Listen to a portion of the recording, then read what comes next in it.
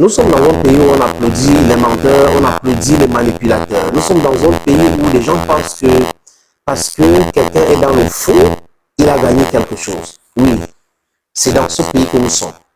Où les gens ont constitué des groupes pour pouvoir piller. Des groupes de pression pour pouvoir gagner quelques billets de banque. Et là, on les respecte. Hein. Ils sont les modèles des uns et des autres.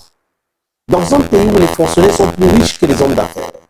Dans un pays où le peuple est appauvri à longueur de journée, mais le peuple accepte la distraction. Dans un pays où le peuple ne comprend pas que on parle d'une épiphénomène pour aller dans un phénomène macro. Donc du coup, il faut commencer à dénoncer certaines choses. Il ne faut pas accepter ce qu'on va pas. Il ne faut pas accepter aujourd'hui ce qu'on va contester demain. Je me répète. Il ne faut pas cautionner ce qu'on va refuser demain.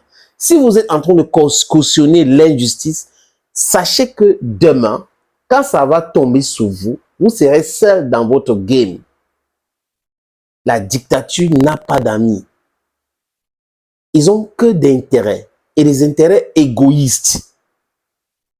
Tant qu'on ne va pas comprendre cela, on sera là dans la distraction. Oh, le ministère a gagné. Oh, il y a des joies, il y a ceci. On a des jeunes qui n'ont pas de travail. On a des jeunes qui sont affamés. On a des jeunes qui vivent dans les villages enclavés. On a des jeunes qui partent à l'école pour ne rien faire parce que le système éducatif a un sérieux problème. Mais on a des jeunes qui ne comprennent pas que dans un sujet, les amis, il faut regarder ce qui est utile pour nous. Dans ce conflit de la fédération avec le ministère, c'est un message. Et il y a un message politique derrière. Ça peut être un message de distraction, mais dans cette distraction, les amis, il y a aussi un message de l'injustice qu'il ne faut pas soutenir. Parce que ceux qui soutiennent, je répète, c'est important parce que la répétition, c'est la mère de toutes les sciences. Ceux qui soutiennent l'injustice contre la FECAFOOT aujourd'hui devraient se préparer pour soutenir cette même injustice demain. Parce qu'il ne faut pas convoquer des gens naïfs de venir vous soutenir parce qu'ils ont vu que vous avez soutenu l'injustice et vous êtes pour l'injustice et du coup vous ne pouvez pas venir aujourd'hui demander aux gens d'être avec vous parce que vous êtes en situation difficile. Non, non, non, non, non, non. Si vous acceptez l'injustice, embrassez l'injustice, même sur vous. Il n'y a pas d'amitié dans la dictature, il n'y a pas d'amitié dans la mafia. Évitez tout simplement cela. Refusez cela. Restez dans le droit chemin. Restez dans la vérité, les amis. La FECAFOOT a communiqué. Et on a vu les images de joueurs. C'est un fait. Il n'y a pas eu cette grande mobilisation au niveau de Hilton. Les joueurs sont arrivés au niveau de Hilton. Et la chaîne nationale nous montre en suffisance qu'elle a déjà pris parti. Alors que la chaîne nationale devait être pour l'information. Vous n'avez pas remarqué quelque chose, les amis? La CRTV vous parle de tout sauf le lieu du match. Ils hasardent pas pour parler du lieu du match. Ils évitent le sujet. Dans les flyers, même dans leurs journaux, ils ne parlent pas du lieu du match. Les Lions sont arrivés, ils vont pas s'entraîner au stade militaire, ils vont s'entraîner à l'annexe et tout ça là. Qui va payer? Ce n'est pas la fédération, parce que la fédération a réservé tout à Douala. Donc ceux qui sont en train de manigancer là, les amis, ils savent qu'ils vont prendre l'argent. Les mêmes méthodes, les amis, les mêmes méthodes. Et quand il y aura des audits contre eux, qu'est-ce qu'ils vont dire? On est en train de s'acharner contre nous, on est en train d'alors qu'on était en train de faire. Quelle est la base juridique qui soutient cette forfaiture actuelle? Personne ne peut. C'est uniquement le débat. C'est que l'État est debout. L'État est debout. L'État, c'est qui?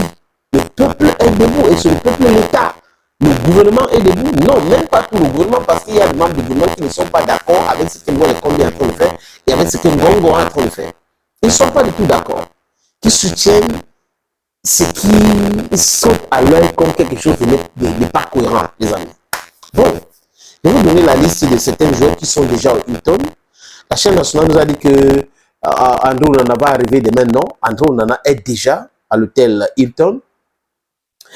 Il y a Aboubakar Vincent qui est au Hilton, Michael Ngande est là-bas, Christian Bassogok est là-bas, Collins Faye est là-bas, Martin Rolla est là-bas, George Kevin Koudou est là-bas, Kalous Baleba est là-bas, Jules Amanko est là-bas, Jackson Tchatchoua est là-bas, Boris Eno est là-bas. Voilà donc les amis, les noms de quelques joueurs de l'équipe nationale du Cameroun qui sont au niveau de Hilton aujourd'hui. Les joueurs qu'on croyait professionnels, mais qui ne connaissent pas qui est véritablement leur patron.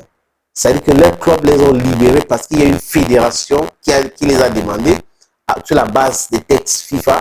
Ils arrivent au Cameroun, au lieu de jouer au football, ils entrent dans la politique. Et il y a des menaces. Qu'est-ce qu'un ministre peut faire à un joueur s'il refuse même de venir jouer? C'est la fédération qui peut mettre la pression, peut-être quelque chose se passe, mais pas un ministre. Bon, les gars n'ont pas compris cela. Peut-être les membres de leur famille sont sous pression et autres. On observe, les amis, quand ça va se retourner, parce que it's going to be a boomerang. Ah, let's just wait and see. All the same, on attend dans le 7 voir si le match va pas se dérouler au stade Rumdiadja, si ça va se dérouler plutôt à Yaoundé. On verra, les amis. Thank you, friends.